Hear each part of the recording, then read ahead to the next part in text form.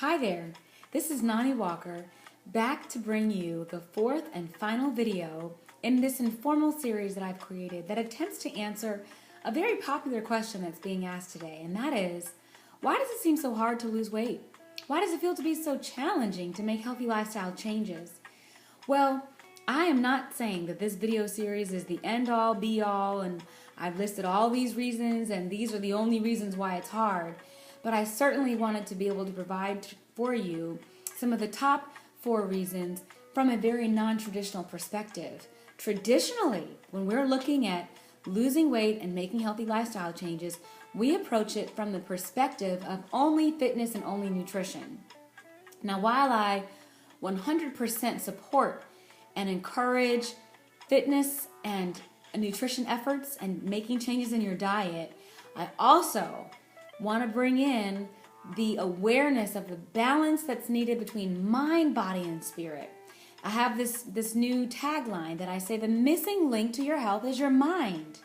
And as you've seen in the first 3 videos, that it's worth it to explore some of the beliefs that you're having, some of the negative emotions that you're holding on to, that looking at the way that you think about health could actually benefit and catapult your fitness and nutrition efforts.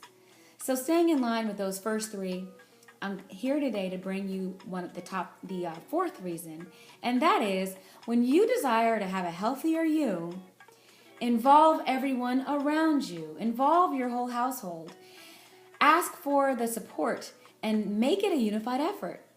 Too many times we fall off the bandwagon because we're going out there trying to do everything by ourselves.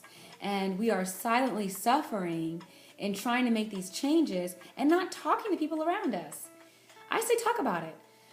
Sit down your entire household, whether it's your family or your roommate, and be bold and say, I'm making a change. I'm going to lose that 10 pounds, or I'm going to kick that bad habit of drinking soda all the time. And you know, while I'm not asking you to do exactly what I'm doing, I'm at least sharing with you and I'm asking for your support.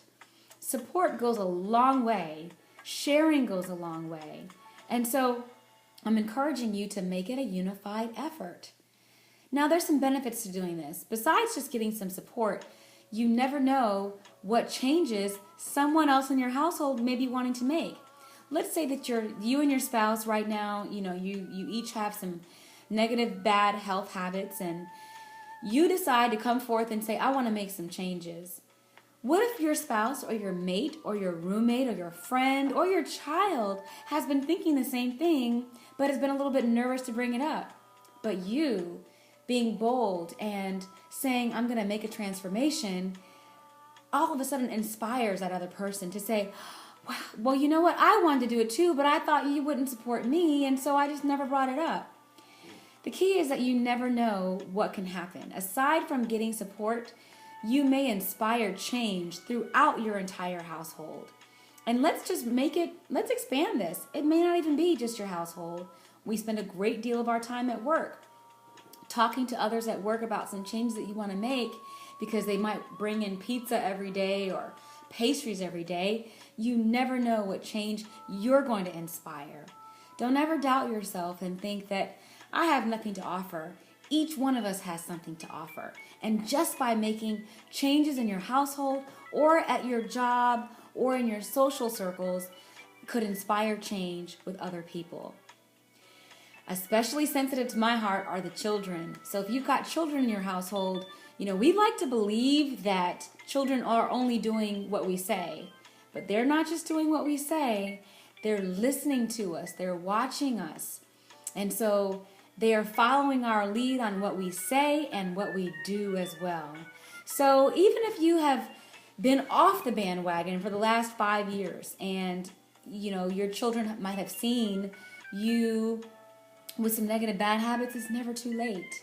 And believe you me, more than you saying, hello child, this is what you should do, when they can see you making that change for yourself, and they can see that you feel better and that you are no longer speaking negatively about your health efforts and you are a positive influence in your household, they're going to remember that more than you just telling them you should eat healthy. So There's many benefits to making this a unified effort, and it's worth it to at least try. Which brings up a point that this video series, workshops that I present, coaching that I offer, exchanges and presentations, this is not meant to be a prescription for health. This is not meant to be a diagnosis and this is a treatment that you should follow. These are all meant to be tools for you to explore. Because everyone's different. I'm different. You're different than me. I'm different from the next person. What works for me may not always work exactly the same way for the next person. But what is worth it is to look at and explore many different tools and grab what you need and put those in your toolbox. So this is a suggestion to you to have a roundtable discussion, an old-fashioned roundtable discussion. At least talk about the changes that you want to make. Ask for support. And again, you never know if you're going to inspire change in your immediate household or in your work or in your social circles. If you want a healthier, whole you, involve your whole household. Okay, that's all I have in this 4th video. If you've enjoyed this series and you would like a little coaching for yourself, I'm offering one-on-one coaching.